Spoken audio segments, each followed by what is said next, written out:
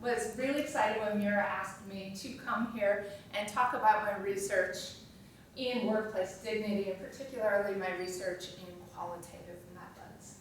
And for me, being a qualitative researcher has been really a long path of discovery. And so this is kind of a coincidental title because I was asked to do a similar talk at the University of Nebraska a number of years ago. But as I sat down and thought about it, I realized that becoming a qualitative researcher, becoming a faculty member, and discovering new knowledge in a particular area, these are all paths. And so what I'm going to be talking about today when I talk about this qualitative path of discovery is the things that I've learned not only about my research in workplace dignity, and I'm going to highlight some studies and some findings of those, but also what I learned about being a qualitative researcher and what I learned about developing as a faculty member from grad student. So my path kind of began like this. I was a graduate student, like some of you in the room, and I'm sitting in around a big table on the first day of orientation, and one of the advisors says, "What is your research interests?" And this was a new thing to me because I didn't know I was supposed to have research interests. So I didn't know what they were, but listening to other people, I knew that I was drawn to grad school because I was concerned about the issues of mistreatment of the people that I worked with, and curiosity about how people who were regularly dismissed in organizations could stay motivated and continue to perform. And so even though I didn't know that I was studying workplace dignity, looking back, I saw this. So a couple years after I started my master's degree, I wrote a thesis, and the opening prologue of my thesis says, "My only hope is I present them," my participants here, "with as much integrity and dignity as they have lived their lives." The final sentence in my thesis, which was not on dignity, said, "Their battle is now one of gaining dignity and voice. A battle that will be won one round at a time with Sisu." Without knowing the context of the story, you can see that this is starting to appear. A couple years later, I wrote another research article with my advisor. We're working with blue-collar populations. I said, "Miners discursively construct a strong occupational culture that enables them to find dignity and meaning in their work despite outsiders' perceptions." 3 years later, another chapter said, "In this chapter, I give voice and name to a central aspect of membership in the working class as an effort to bolster a sense of dignity among its members." In 2009, doing a gendered analysis, I say, whereas blue-collar men have drawn upon the masculine nature of their respective organizations as a source of dignity, blue-collar women are faced with more complicated identity negotiations. My research interests were there all along. They were buried in what I was saying at the starts and ends of articles, and so I decided to pursue this path very explicitly. And so let me talk about some of the articles that have shaped this path. The first article that I published explicitly on workplace dignity was one that was eventually published in Management Communication Quarterly in 2011. What I had done was interviewed miners in a blue-collar community and their wives and their adult sons and adult daughters. In total, it was 25 family units, 60-some family members, and in it, I asked them the question specifically, what kinds of work do you think have the most dignity? The results of this seemed kind of simple at first. They said all jobs are important and valuable. They said dignity is located in the quality of the job performed. And dignity emerges from the way that people treat and are treated by others. But here's the really interesting thing about this. The interesting thing is they didn't say it like that. What they said was, it doesn't matter what you do. It doesn't matter if you're digging a ditch or if you're a lawyer. All jobs have the same amount of dignity if they're done right. It doesn't matter, and I will use their language, it doesn't matter if you're a shit shoveler or a CEO. All jobs are important and valuable. It's just that some get paid a little and some get paid a lot. And this is a really fascinating thing, to see this juxtaposition, not talking about themselves. They never talked about, here are the ways that my dignity is offended, but they talked about high status outgroups, surgeons and lawyers and CEOs, and low status outgroups, ditch diggers and shit shovelers and burger flippers. And they compared these two and said both of these are worthy of equal dignity. And what made this really fascinating is social comparison theory actually says that when people have a disadvantaged social identity, like a blue-collar miner, what they're supposed to do is look down on people beneath them and say, well, I'm better than these ditch diggers. Or they're supposed to look up at people above them and say, well, they don't understand me, and they're going to disparage the people who disparage them. But here they didn't do that. They didn't act the way that all theory says that they should do. Instead, they drew this comparison in this comfort zone where they didn't have to talk about their own injuries. So what I learned from this process is that you have to move, so this is qualitative research lesson number 1, you have to move beyond the red ones, blue ones, green ones phenomenon of data analysis. And this is something that I described, perhaps Cole has heard me describe this before. You have to move beyond, here's a cluster of things that are the same, here's another cluster, and you have to get to what the interesting pattern is. And you have to put that in conversation with theory. So that's what I learned in terms of analysis. But the second takeaway that I have from this is that you have to take advantage of all opportunities for data collection. Anybody in here planning on doing a qualitative dissertation? Yeah, so I could tell that I was moving towards studying dignity.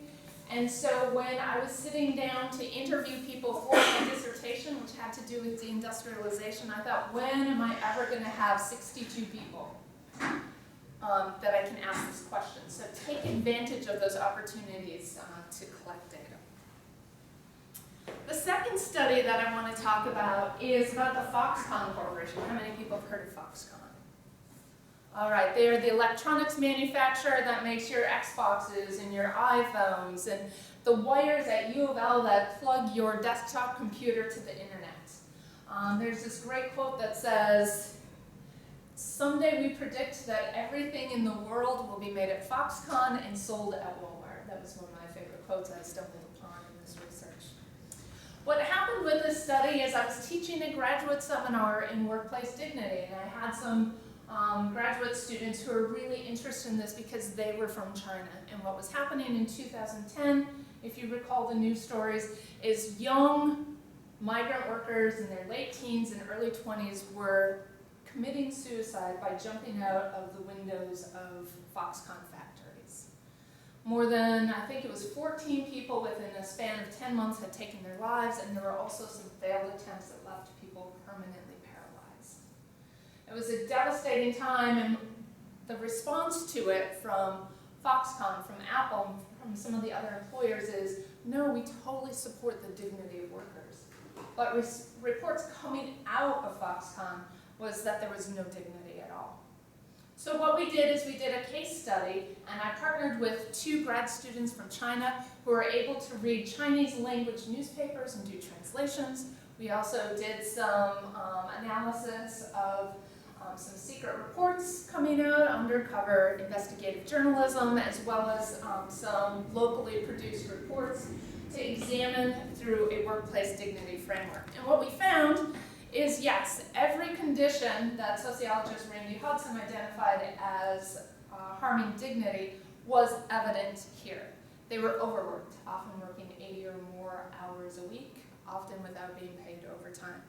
Mismanagement and abuse was rampant. When they would make mistakes, they would be called up in front of people and have to tell on themselves and report how badly they behaved.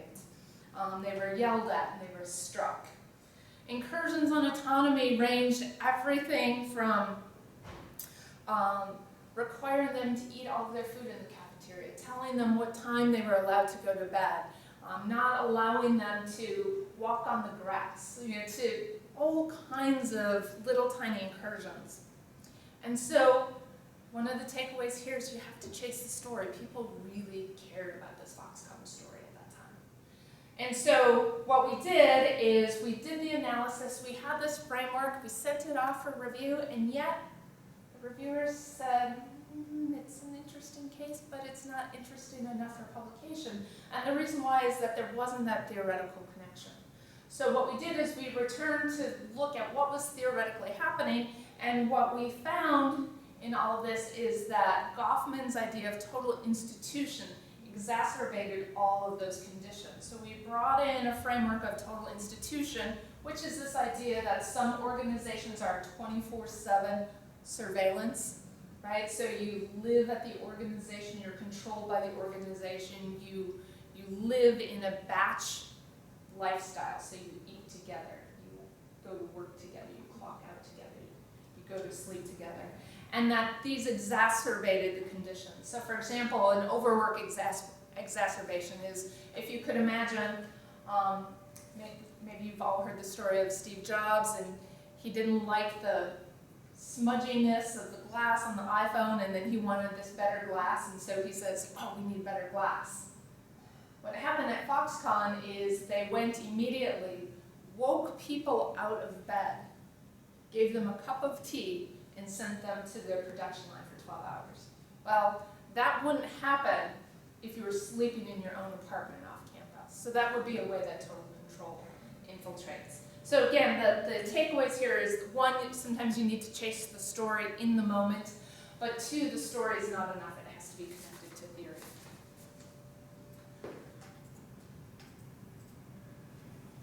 The third study actually was initiated after the completion of the 2011 study, and let me just digress for a moment and say, because of publication, when things get published, what dates get attached to them, these are not necessarily in the chronological order that it might appear that they were published in. But in about 2008, I got a grant as a brand new young faculty member to do some data collection. So I used the money to conduct focus groups. I did focus groups with 60 individuals who worked a range of occupations, from people who assembled motorcycles to people who were morticians to financial planners, teachers, and guys who worked at pizza shops. And I talked to all these individuals and said, what does dignity mean to you? When was the time that you think that you had it, and when was the time you think that it was violated? The results from this study is that they said that their inherent dignity as a human being was recognized when people talked to them respectfully. They said that they wanted an opportunity to establish that they were worthy of additional merit and respect, and that came when they got messages that acknowledged their competence and the contribution they made to the organization. Things like telling somebody they did a job well. And third of all, that they realized that they worked in organizations that were marked by instrumentality and inequality, meaning that they were hired as a means into an end, and that relationship could be severed anytime there stopped being an economic benefit for the company. And they realized that organizations were also marked by deep inequality, so some people were always going to be more advantaged than others. But it wasn't instrumentality and inequality that violated their dignity. What it was messages that rubbed their face in it. So they were okay with those conditions, but when people pointed out that you're not worth as much because you're lower paid, I can get rid of you and you have to listen to me because you don't have better options, were the things that were seen as most deeply harmful for their dignity. This was an article that went through multiple revisions. So as a qualitative researcher, if this is something that you're thinking of pursuing, you are going to probably have more revision requests than if you're doing quantitative research. And one of the reasons why is because the data is rich and interesting and can only represent part of what's going on, and Mira, you can probably relate to this. Reviewers are going to jump in and reinterpret your results for you and say, maybe what you are really seeing is this, and have you considered that? So it's going to go through multiple iterations, and that's what happened here. I wrote it, rewrote it a third time. But one of the things that I learned here as a new researcher is that qualitative reviews really push themes harder than mixed methods would. So originally this was designed to build a scale, and this is going to be the front end of a mixed methods study. It ended up being a qualitative, straight up qualitative report, and they pushed me much, much harder. Whereas my original themes, which weren't that much different, likely would have stood in a mixed methods report. This really needed more theoretical substance. But my takeaway from this as a developing scholar is that you can't give up, because qualitative research is really hard. It's long, it's laborious, and very time consuming. One of the interesting things that came out of the study is, and I mentioned this a little bit earlier informally, is I was asked by the American Sociological Association to write a blog. So then I got to take my 13,000 word essay and distill it from academic language and theory into an 800 word piece that would be interesting to a general readership. And let me tell you, that was probably as hard to write as the 13,000 words. All right.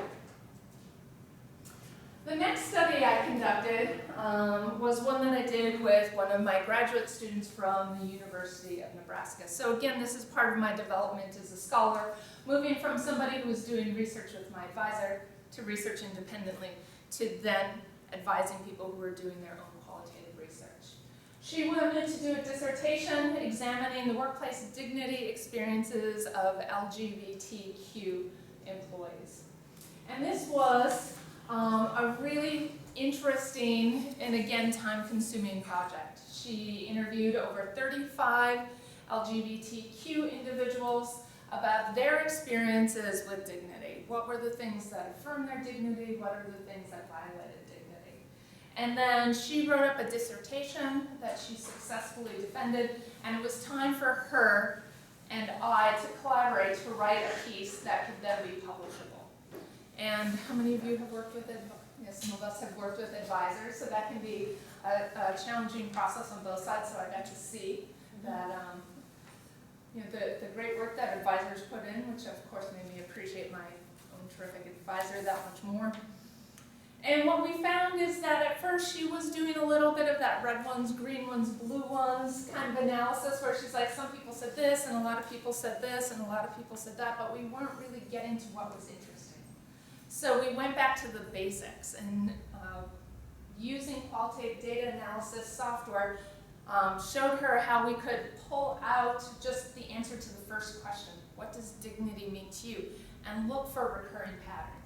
And the recurring pattern that occurred is every time an LGBTQ person said dignity, they said in some combination, safe to be me. So we went back, sensitized by the concept of safety and authenticity, and coded every passage that mentioned safety and authenticity. And that allowed us to do a sensitized analysis to what was occurring. And what we found in this article is that LGBT people said that their dignity was harmed with 4 specific categories of threats to their safety and security. There was social harm, the kind that occurred from social ostracism, from gay jokes and taunts, from abusive language launched on them by their peers. It occurred in autonomy violations, when people were just prying too much into business that would be very personal and never asked of somebody who was straight, including somebody whose boss took her to a strip club to prove that she was a lesbian. It came in the form of career harm, when people found that they were passed over for promotions, not considered for extra job responsibilities, maybe didn't get hired for particular positions, or were shoved into low power positions in organizations.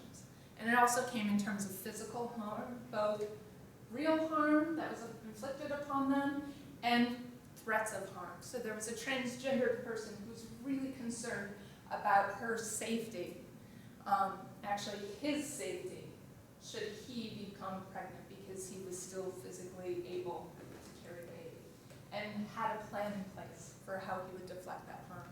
Another person whose coworkers wouldn't support him after he came out of the police force was shot in the line of duty when people didn't go for backup.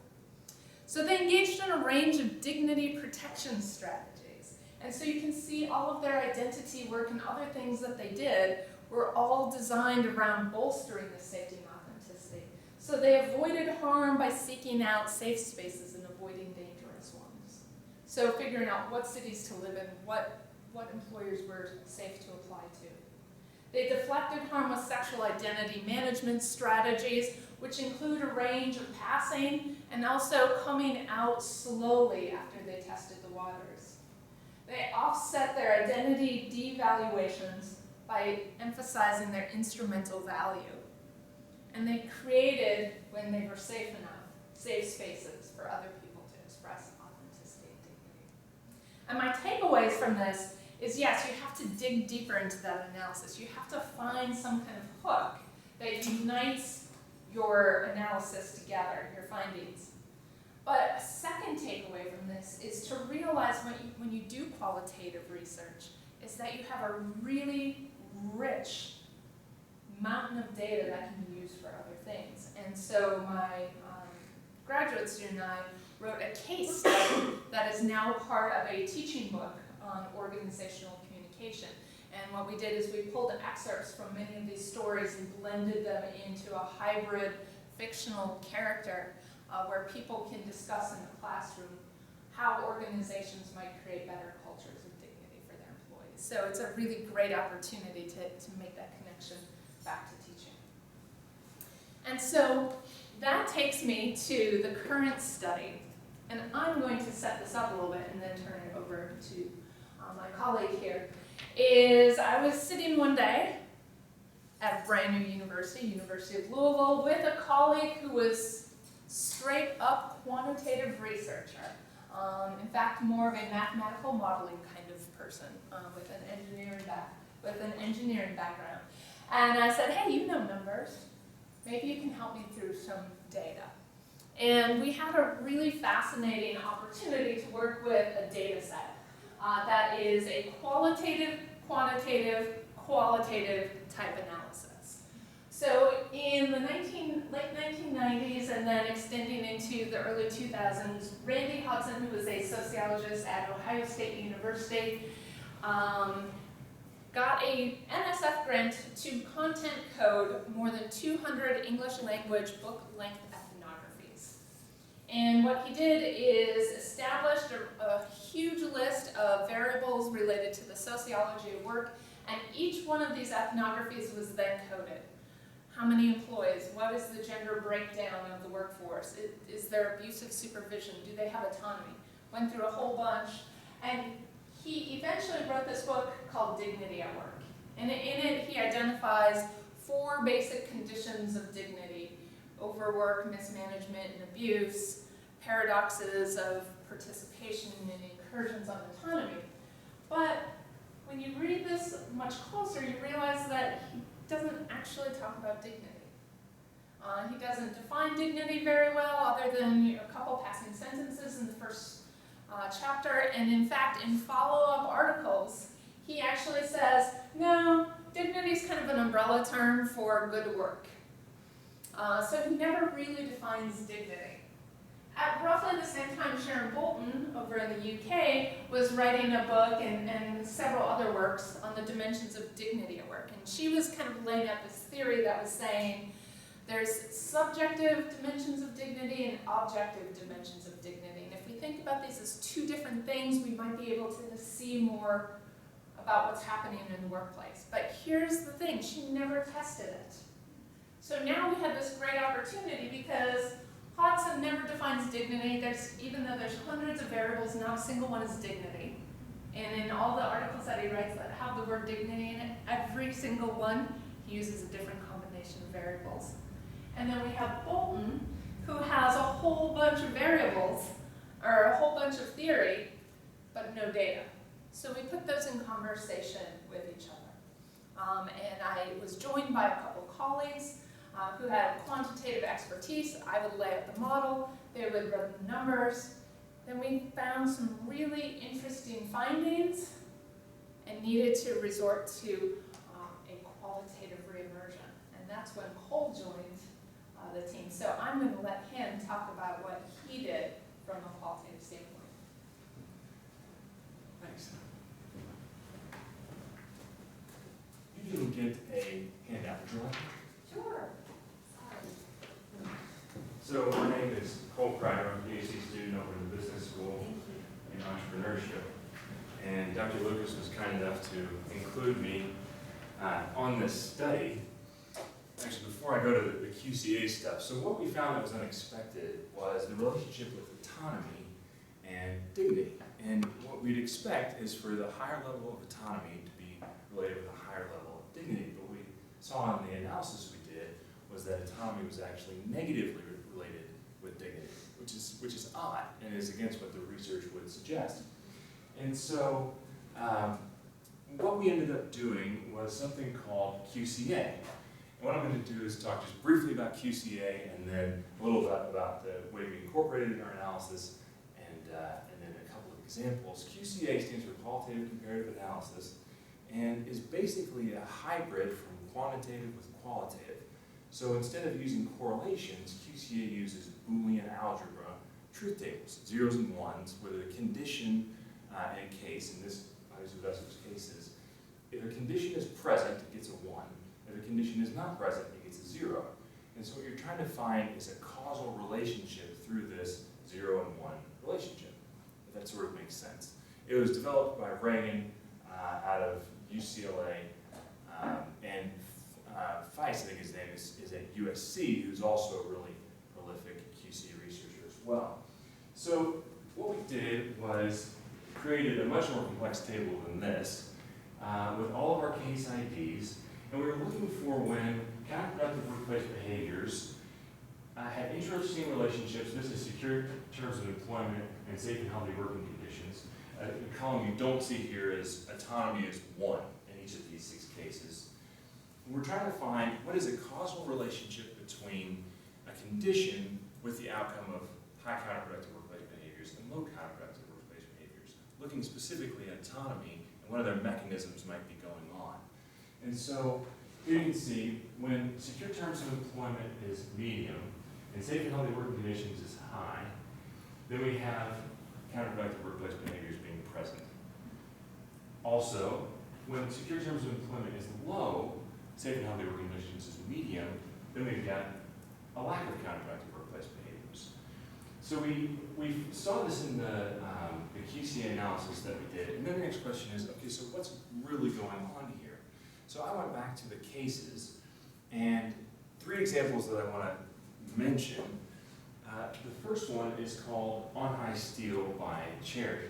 And it's a really interesting story about a guy who works with a steel company, and there's all sorts of situations when counterproductive workplace behaviors could occur, but they don't. And so the question is, well, why? And the reason is because there's no secure terms of employment. It's one of those, if you're familiar with unions, where those in the union have first dibs in any kind of job opening, and those without being in the union don't. And this gentleman was not in a union, and so he had managers tell him, listen, if you mess up or something like that, you're going to be fired immediately. Also, the secure terms of employment, this is a situation where if you mess up or do something incorrectly, you can get either yourself or a coworker killed rather easily. And so you see a lack of counterproductive workplace behaviors. Another example is called Dishing It Out. And this was a really entertaining story about some waitresses up in the Northeast. And it was a restaurant chain that was not very desirable to work for. Low wages, it was open 24 hours, and the clientele wasn't all that great.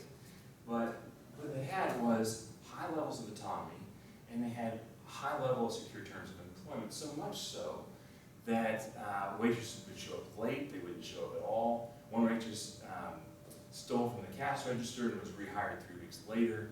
So you have these different scenarios where tremendous amounts of autonomy